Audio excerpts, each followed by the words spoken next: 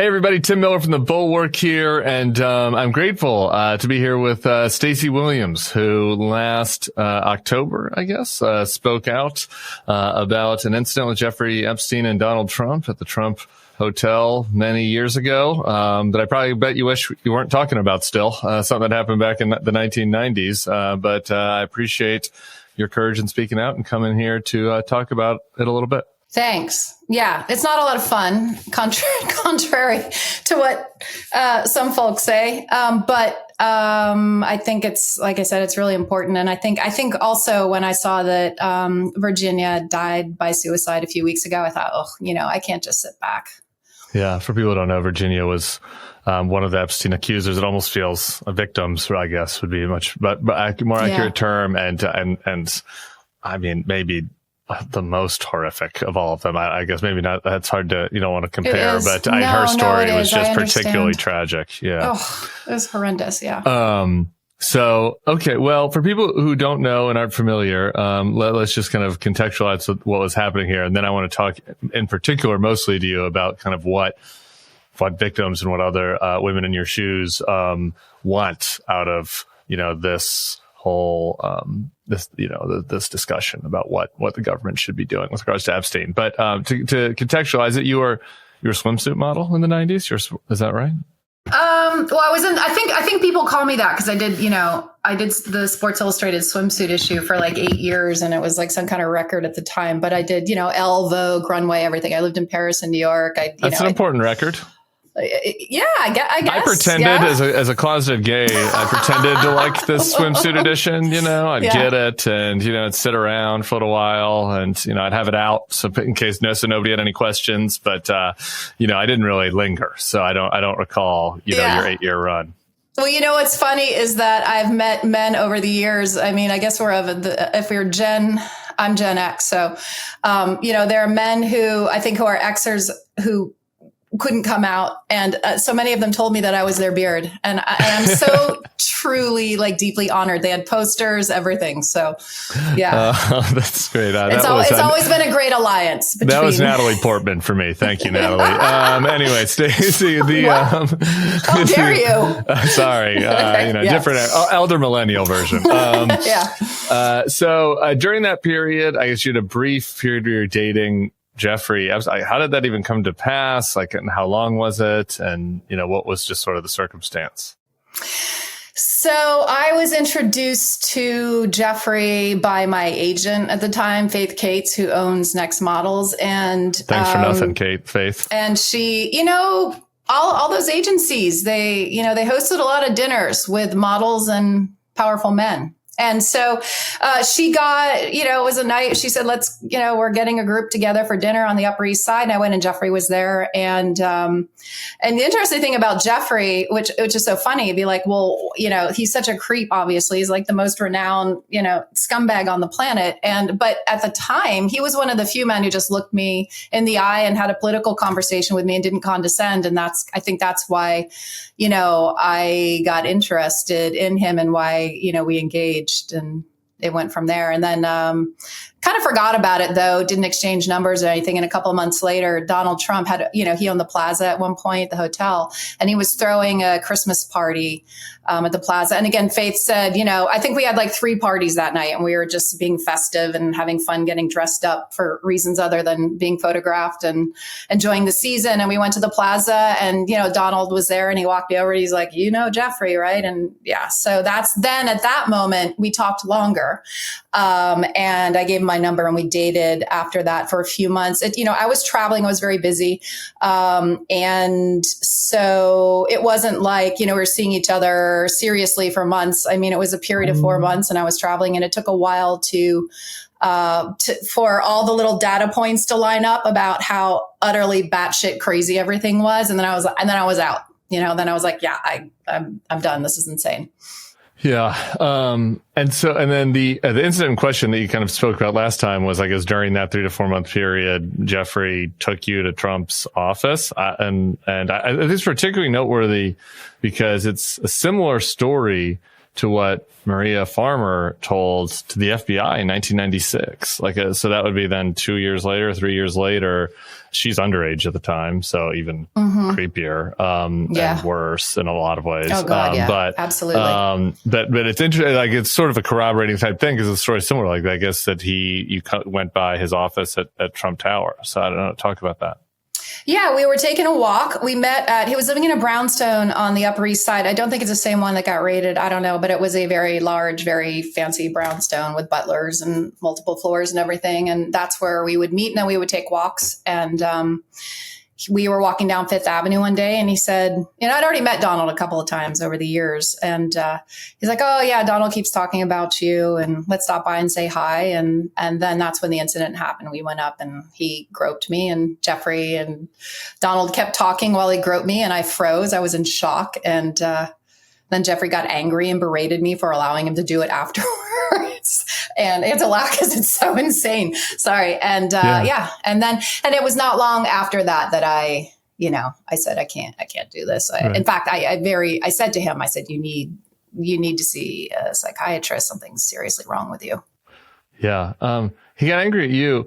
To me, and again, who the hell knows with people how to get inside the brains of somebody as sick as him. But like, it does feel like, again, we get the other data point of where he brought Farmer there a couple years later, and then she ends up bringing that up to the FBI, and like the fact that he wasn't mad at Trump and that they continued to have a relationship, right? And that he's mad at you, kind of indicates that there's some kind of I don't know whether it was a game or it felt like it. I mean, I had detailed to Jeffrey that.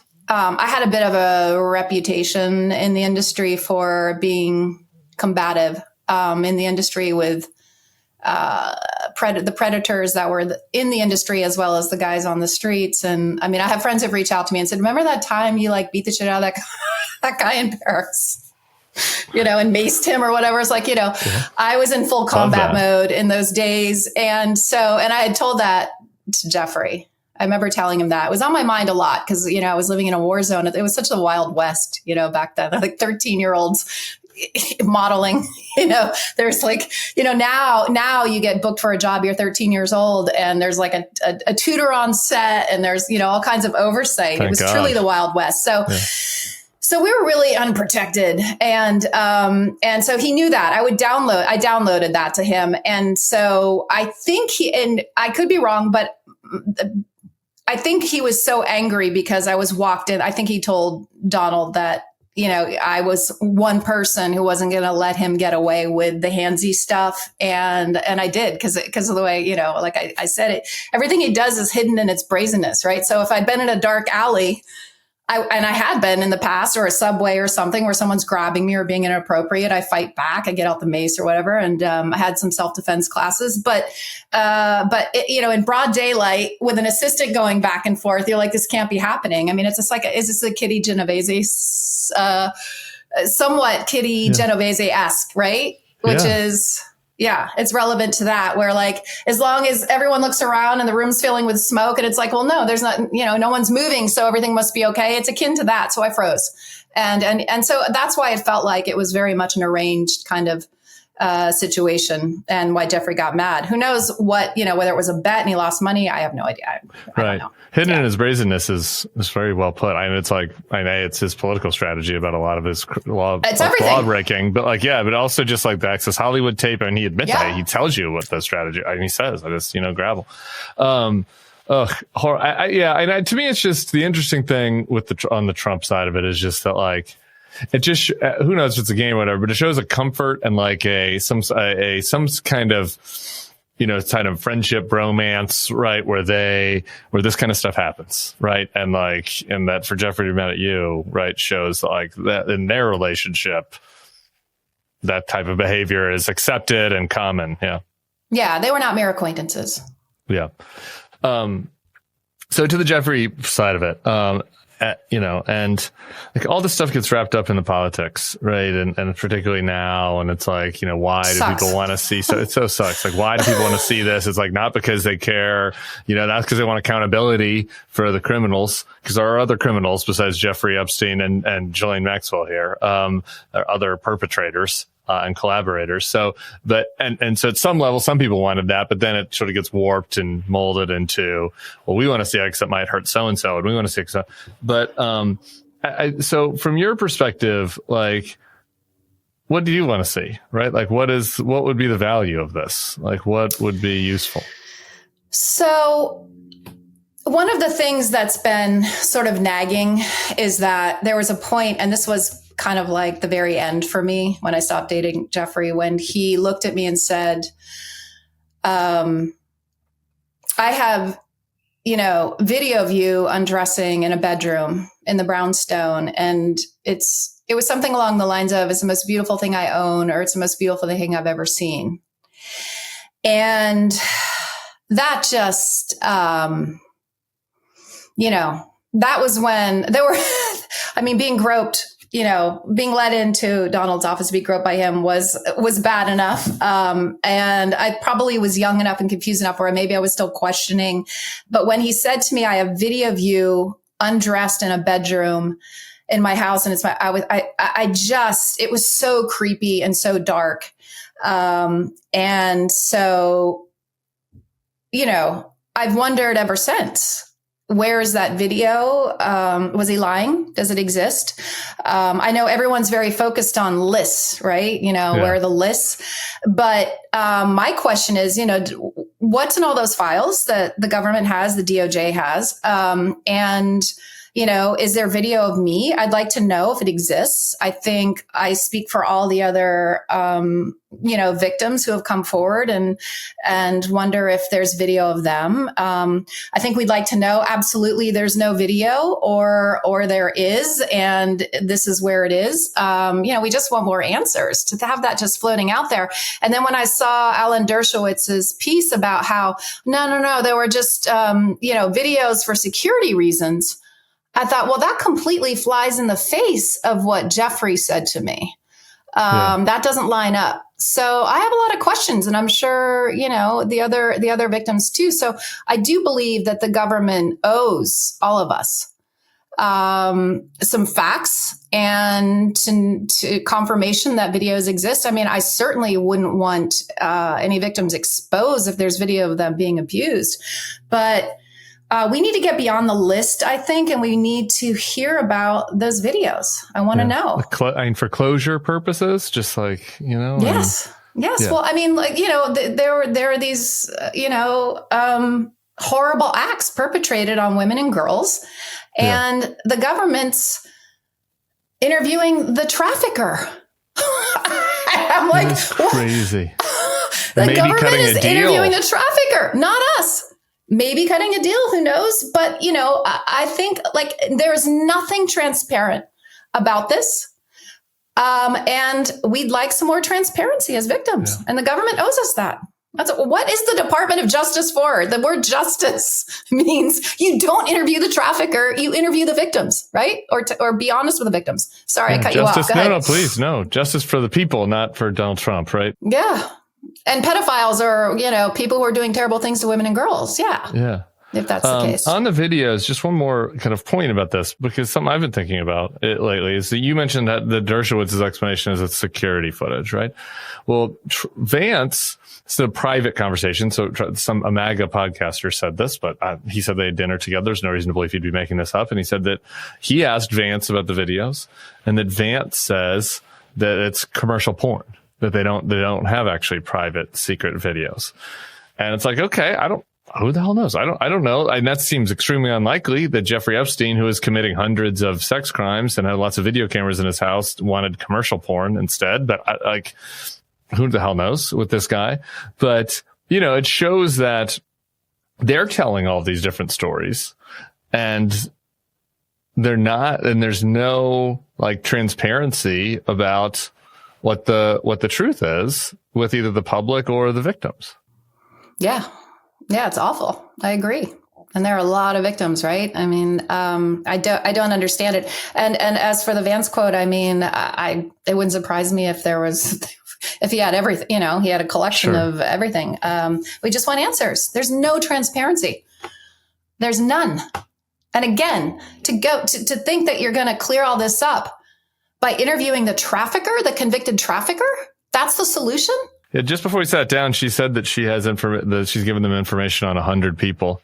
And I don't know, okay. There certainly are a lot more collaborators out there and co-conspirators, but like there can't be any deal for Ghislaine Maxwell. I mean, this was the person that was the ringleader of all of it.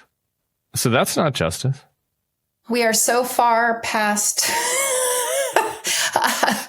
like truth, we're so post-truth and everything is so, we're in the upside down. So, mean, nothing would surprise me, but that would be truly horrific. I can't imagine anyone could stomach her getting out. But, we'll see. All of us still need transparency. And if there are videos, as per what Jeffrey said to me, I want to know. Yeah. And others. There's two other random things that come to mind. I'm just curious. So like you came out, you talked about this, I guess, last year before the election. Was it, at that point, you could have just wanted to move on with your life. And what was there something in particular that prompted it or that made you feel like you needed to say something? Yeah, the possibility of him winning. I don't want the guy who sexually assaulted me in the White House. And I know that his campaign tried to spin it as, a week or so before the election. And, just to be clear as to how that happened, I am in a documentary, that is out on the festival circuit right now, about, the woman who founded the Sports Illustrated swimsuit issue and how it's actually a feminist story, believe it or not. It's a fantastic film. It's called Beyond the Gaze, about how she was treated as the first female editor at Sports Illustrated and that old boys club and how many glass ceilings she broke. And then when she had literally saved the magazine, she went to her boss and asked for a raise because she couldn't afford childcare. And he said, "You have a husband. You don't need a raise." And she, at one point, that was when I was doing it. I did it, I guess, 8 years in a row. That was the most, at the time, that was the most lucrative brand in publishing history. I think it was the first time anyone could charge $2 million per advertising page. It was at its peak, right? So that's the story of the documentary. So I got to know this crew that, I shot with them constantly and we had a conversation. And it was the first time I felt comfortable enough to disclose what had happened. Yeah. And then it took 2 years to edit. It was only supposed to take a year, but that's how, the filmmaking goes. And cut to the premiere is a week before the election. And I had to let, lawyers know and everything. I said, look, this is coming out. They left this in where I say what did, and we're a week before the election. Oh, it's in the doc. It's in the doc, and that's the first time I ever publicly disclosed. Right. That's how I ended up, doing all the media and everything right before the election, because I thought, to have it out there hanging without any context a week before the election, I need to get a handle on this and talk to people and everything. So that's how that happened. But then, the timing of it looked, to the conspiracist minded, looked like it was set up to happen right before the election or something. So, that's how I decided.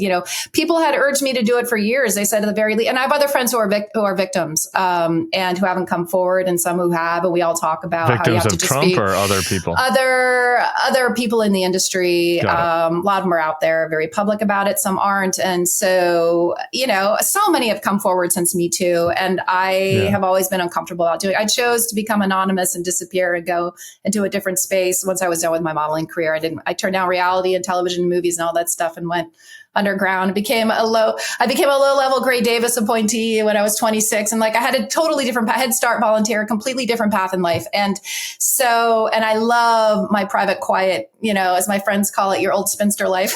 Yeah. I decided it was time. I felt comfortable enough. And then I let him, and then it just blew up. And then I realized that it was really important for me to do.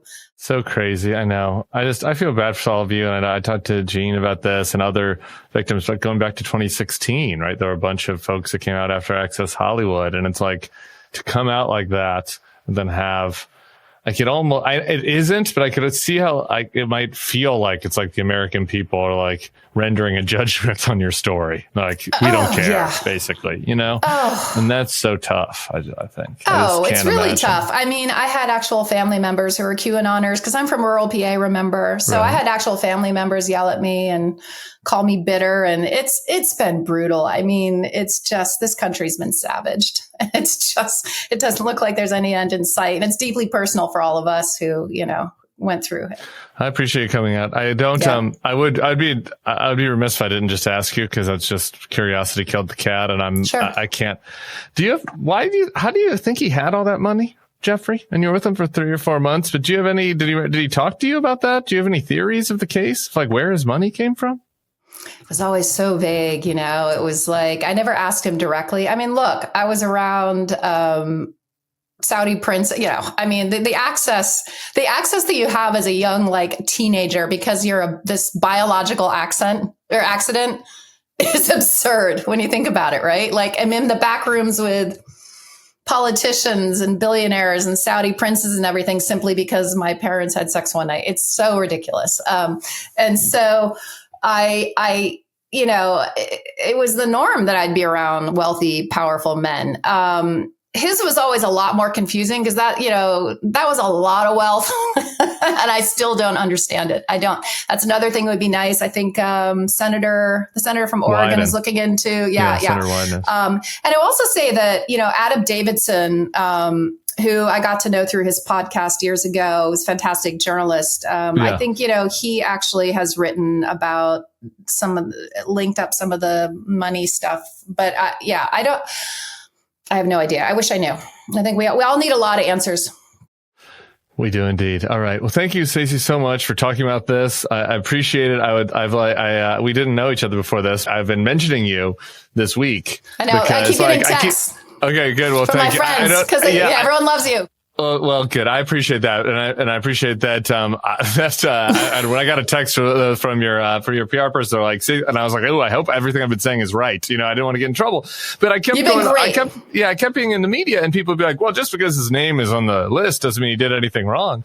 They're like, "What are you talking about?" Like, many women have said that he sexually harassed or assaulted them, and specifically in the context of Epstein, women have, and including yourself. So yeah, you feel like I feel like you feel like you're screaming into the void sometimes. And the fact when this happened, it blew up a little bit around the election, and then it was quiet, and then once it started heating up again the last few weeks, again, like you said, everyone's like, "Well, just because they were in a photo," I'm like, "What?